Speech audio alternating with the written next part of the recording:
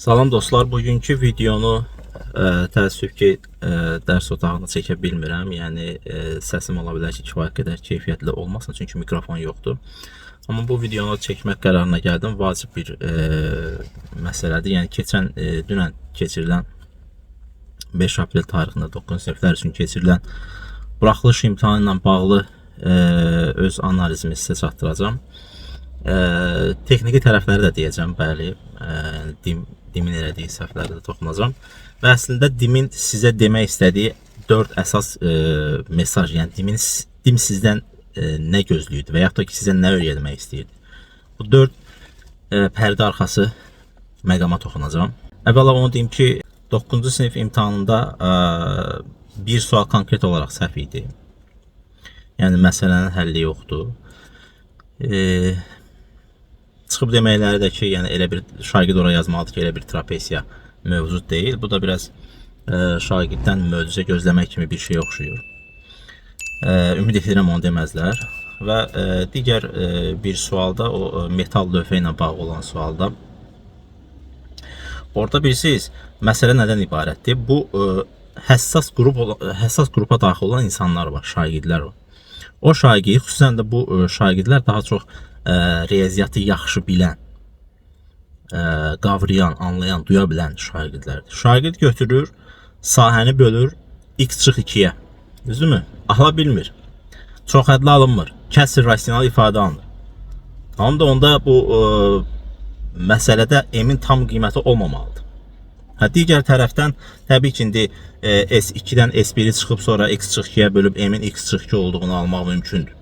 Amma bu bir tərəf ödənmirək, onda çox hədli olmur, kəsr rasional ifadə olur. Siz onu yazan şəxslər ola bilər, səhv eləyib, hər bir insan səhv eləyər, insan səhv eləyən varlıq, mükəmməl deyil. Mükəmməl olan sadəcə Allah. Mümkündür, ola bilər, mən də səhv eləyirəm, hər bir müəllim səhv eləyir. Amma problem yoxdur burada.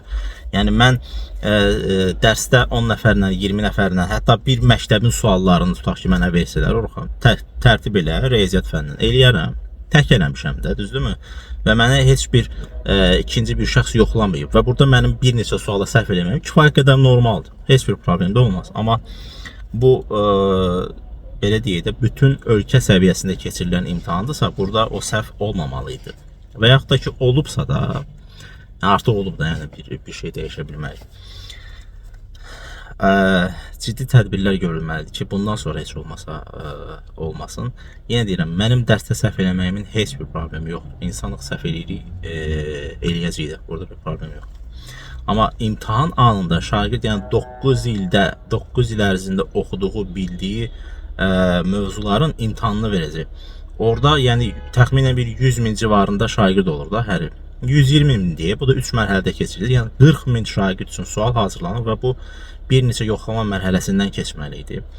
Bir müəllim səhv eləyə bilər, tamamilə normaldır. Zaten orada yəni belə deyək, dim riyaziyyat suallarını sadəcə bir şəxsə, bir müəllimə etibar eləmir ki, bir neçə müəllim var orada. Sistem sualları çəkilir, sonra müzakirə olunur, sonra bir neçə yoxlama mərhələsindən falan keçir. Tamam, indi bu texniki detallara toxunmayaq. Bunlar inşallah ki, düzələcək. Yəni inkişaf prosesi zaten belə olur. Bir də məsələnin digər tərəfindən baxmağa çalışaq. İnkişaf prosesi səhvlərlə dolu olur. Bu istər dövlət imtahan mərkəzi olsun, istər hər hansı bir məktəb olsun, təhsil qurumu olsun və ya hər hansı bir qurum olsun, özəl şirkət olsun, dövlət olsun, insan olsun, ölkə olsun, heç bir fərqi yoxdur dostlar. Heç kim ideal ola bilməz də. Yəni müəyyən səhvlər mütləq ki olacaq, bu qaçınılmazdır. Təbii ki, burada haqq qazandırmıram, olmamalıydı. Burada ən vacib məqam da nəyi nəzərdə tuturam? Baxın, tarixdən bir çoxunuz bilirsiniz də, Çingiz xan Çinə səfər eləyəndə Çin səhhdi ilə, bəsit bir dildə izah edəndə yadımdan qalan əsas vacib vermək istədiyim mesaj nədən ibarətdir? Çinə hücum eləyəndə, Çini fəth eləmək üçün Çin səddi ilə qarşılaşır.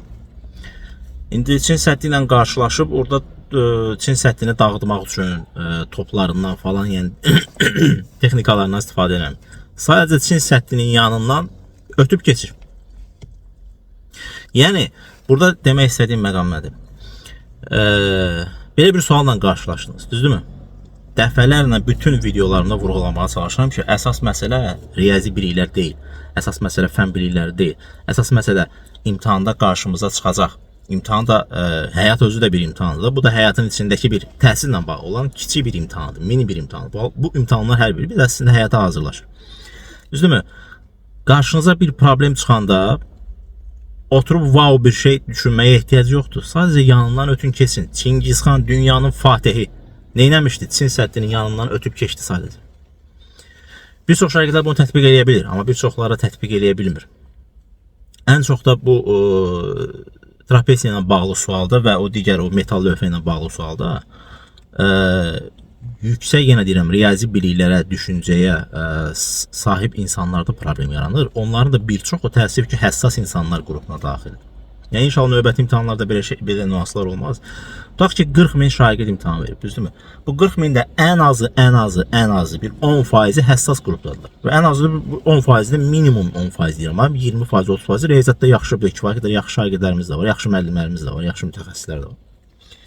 İndi bu həssas insan axı yaxşı riyazi bilikləri bazaya, düşünmə qabiliyyətinə sahibdirsə, dərindən analiz eləmə bacarığı var onda. Bu sualı analiz eləyəndə götürür, çoxhədlini bölür, x çıx 2-yə bölünmür, axı uşaq qalır orada həyəcana düşür, təşviş yaranır. Uşağın beynində, şagirdin beynində nə baş verir? Mən bu riyaziyyatı bilirəm, yaxşı da bilir. Amma analiz edir, bölür, alınmır.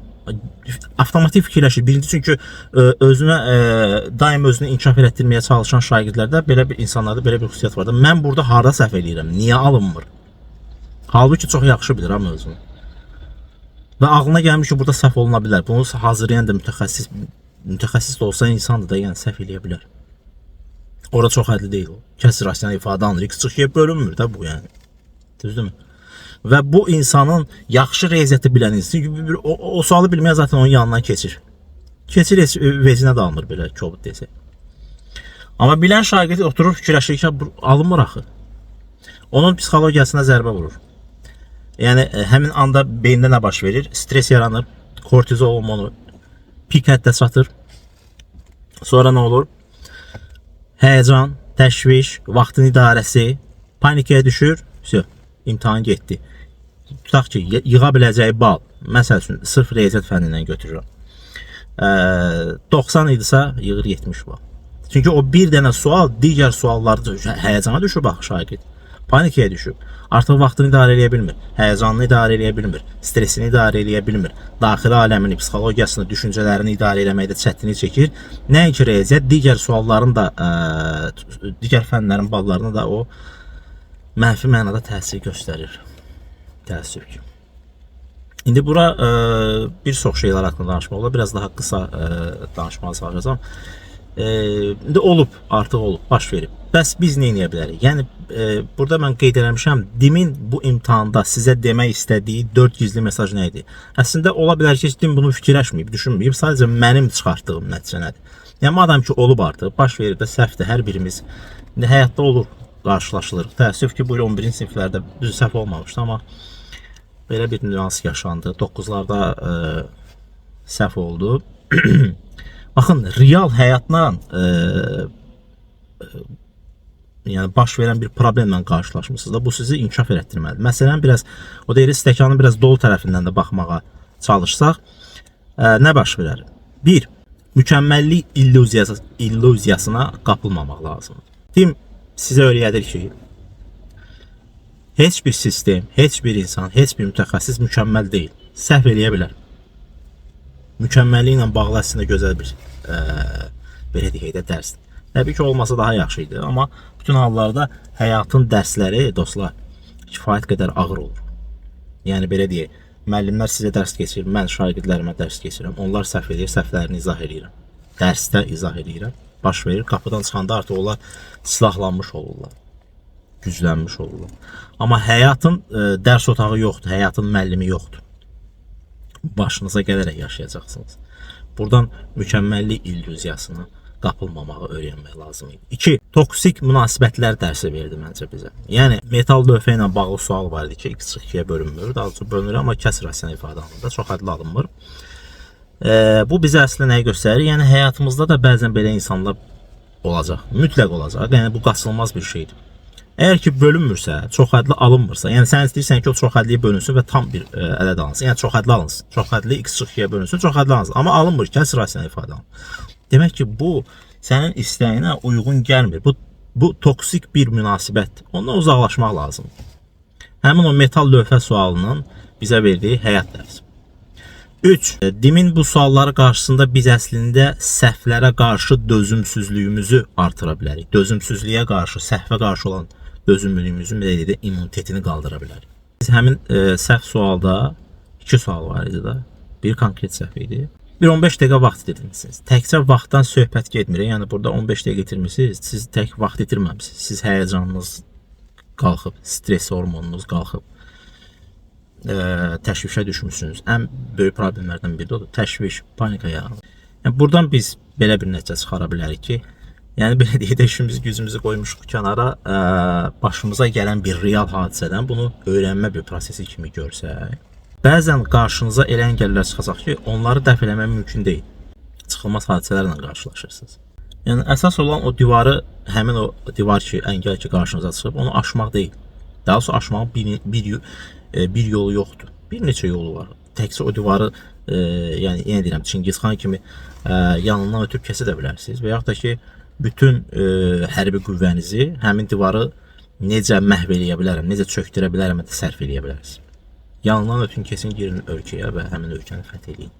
Belə bir fərqli baxış prizmasında özümüzdə formalaşdırma cəhətdən, yəni müsbət bir faydası ola bilər deyə düşünürəm. Və 4-cü məqam, bunu hər zaman videolarımda israrla, təkidlə vurğulamağa çalışıram. Dostlar, siz rəqəmdən, ədəddən, imtahan balınızdan ibarət deyilsiniz.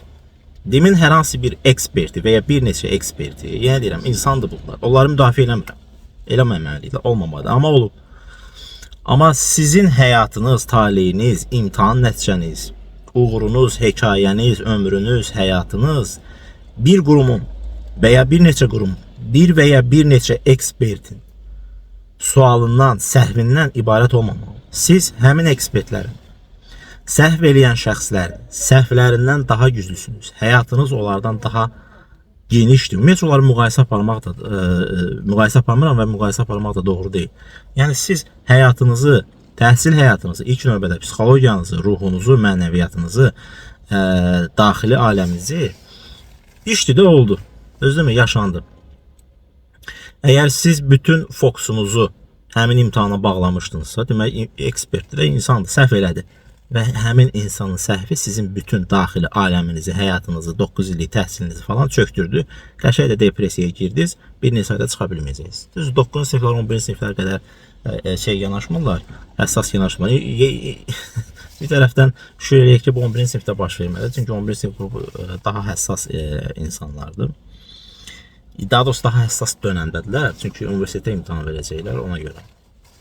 Ümid eləyək ki, növbəti illərdə və imtahanlarda belə hallarla qarşılaşmayacaqsınız. Yəni sizin həyatınız hər hansı bir qurumun, bir ekspertinin səhvindən asılı olmamalıdır. Səhv sual olub, yanından ötün keçin. Bu düşüncəni, bu zehniyyəti özümüzdə formalaşdırmalıyıq, gücləndirməliyik. Bunu formalaşdıra bilsəz, demin bir dənə yox, 15 dənə səhv olsa, siz həmin anda özünüzü itirməyəcəksiniz, təşvişə düşməyəcəksiniz. Əksinə deyəcəksiniz ki, çox güman ki, səhvdir və bu hamının xeyrinə hesablanacaq. Və dostlar, son olaraq Təhsil 101 haqqında qısa bir məlumat da verim. Mən kanalın adını niyə Təhsil 101 qoymuşam? Bir çox suallar gəlir bu haqda. Mən əslində riyaziyyat müəllimiyəm. 16 ildir riyaziyyat fənnindən məşğul olan şagirdlər hazırlaşdırıram. Əsasən 9, 10, 11-ci siniflər və liseylərə şagirdlərdə hazırlaşdırıram. Lisey şagirdlər arasında 5-ci sinifdə olur, müəyyən xüsusi spesifik liseylər. Ən çox 9, 10, 11. Kanalımın adı riyaziyyat deyil, təhsillə bağlı olan, yəni təhsil 101-dir. Çünki düşünürəm ki, riyaziyyatda uğurlu olmaq üçün birinci məsələyə sırf riyaziyyat aspektindən yox, ümumi bir təhsil aspektindən baxmaq lazım. Çünki bunlar bir-birindən əlaqəlidir. Bəs niyə 101? Bizim universitetlərdə görməmişəm, bəlkə də son illərdə olubsa da, varsa da xəbərim yoxdur. Xarici universitetlərdə var idi. Məsələn, tutaq ki, Stanford Universitetində yazılıb fizika 101, riyaziyyat 101, hüquq 101. Məsələn, yəni riyaziyyatın, təhsilin təməlləri, fundamenti, A-dan Z-yə olan hər şey. Yəni mən də burada Sırf riyaziyyatdan yox, həm riyaziyyat müəllimi olaraq təbii ki, kanalda riyaziyyat fənninə, elminə aid videolarım var və təhsilə bağlı videolarda kifayət qədər yer verirəm. Hətta məncə, mən belə düşünürəm, məncə mən düşüncəmdə də yanılmıram. Riyaziyyatdan əvvəl, ingilis dilindən əvvəl, fəndən əvvəl, ümumiyyətlə bütün təhsildən əvvəl insanda ilk növbədə baxmalı olduğu məqamlar o alətlərdir. Həmin alətlər nədir? İnsan birincisi özünü tanımalıdır, psixologiyasını tanımalıdır, öz orqanizmini, düşüncələrinin fərqində olmalıdır. Onlarla necə mübarizə aparmağı öyrənməlidir. Necə dərs oxumağı, strategiyanı, taktikanı, imtahan nədir, nə baş verir, imtahanda vaxtı, həyəcanı, stressi falan necə idarə etmək lazım. Bunları öyrənmədən sən riyaziyyatda, yəni wunderkind də olsan, imtahanda nəticəni yaxşı göstərə bilməyəcəksən. İmtahan prosesi onsuz da, yəni bütün dünyada da bu artıq qəbul olunmuş bir şeydir. O sizin biliyinizi, təhsilinizi falan yəni nə dərəcədə ölçür. Çünki siz həmin anda, həmin o 3 saat ərzində imtahan verirsiniz və bura en qədər amillərin təsiri var. Mən bu kanalda ən çox riyaziyyatla paralel ən çox insandan danışıram. Şagirdlərdən, şagirdin daxili aləmindən danışıram ki, onların riyaziyyatdan da daha vacib olduğunu düşünürəm. Yəni belə bir bu kanal vasitəsilə şagirdlərə dərslərimdə zaten riyaziyyat fənnini keçirəm və bu dediklərimdə təbii ki, öz şagirdlərimə də mütləq deyirəm, vurğulayıram, mütləq bacardığım qədər dəstək olmağa çalışıram. Bu kanal sayəsində də daha çox gənclərə, şagirdlərə xitab edəcəyim bir kömək, ümid edirəm ki, kömək eləyə bilirəm. Yəni insandan danışırıq, təhsilin əlifbasından danışırıq bu kanal. Ona görə kanalımın adı Təhsil 101-dir və sizin balınız neçə olursa olsun, dəfələrlə vurğulamışam, yorulmadan yenə vurğulayıram və vurğulayacağım da. Siz hər hansı bir insanın, bir müəllim səhv eləyə bilər, onun səhvindən ibarət deyilsiniz. Sadəcə bu zehniyyəti özünüzdə formalaşdırın ki, o artıq imtahanda təbii ki, o sizdə təşviş yaradıb, panika yaradıb, stres yaradıb falan. Bundan sonrasına baxın. Çünki qarşıda 10-cu sinif var, 11-ci sinif var, imtahanlar olacaq, buraxılış imtahanları, blok imtahanları, universitet imtahanları, bir çox imtahanlara girəcəksiniz təhsillə bağlı və ya gələcəkdə karyeranızla bağlı.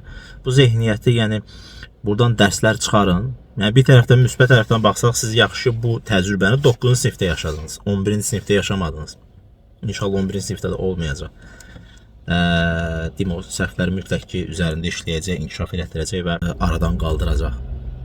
Sizin bunu 9 sinifdə yaşamanız bir tərəfdən müsbət bir haldır. Çünki siz artıq təcrübə qazandınız və bu təcrübədən doğru şəkildə dərslər çıxarıb tətbiq eləsəniz, gələcəkdə təhsil həyatınız daha yaxşı olacaq. Siz təhsil həyatınızdan, sizin ümumiyyətcə həyatınız təhsilinizin balından, buraxılış imtahanının balından asılı deyil. Hər hansı bir ekspertin, müəllimin səhvindən ibarət deyil. O sizə ciddi dərəcədə təsir etməməlidir. Bu düşüncə tərzini formalaşdırmağa çalışın dostlar. Yəni dim səhv eləyə bilər. Hər hansı bir məktəb səhv eləyə bilər. Hər hansı bir universitet müəllimi, ekspert səhv eləyə bilər. Yanıla bilər. Amma bu sizin daxilinizdəki işığı, mübarizə əzminizi söndürməməlidir. Yəni belə deyək, kənar amillərin sizə, sizin həyatınıza, daxili aləminizə, ruhunuza təsirini minimumlaşdırın.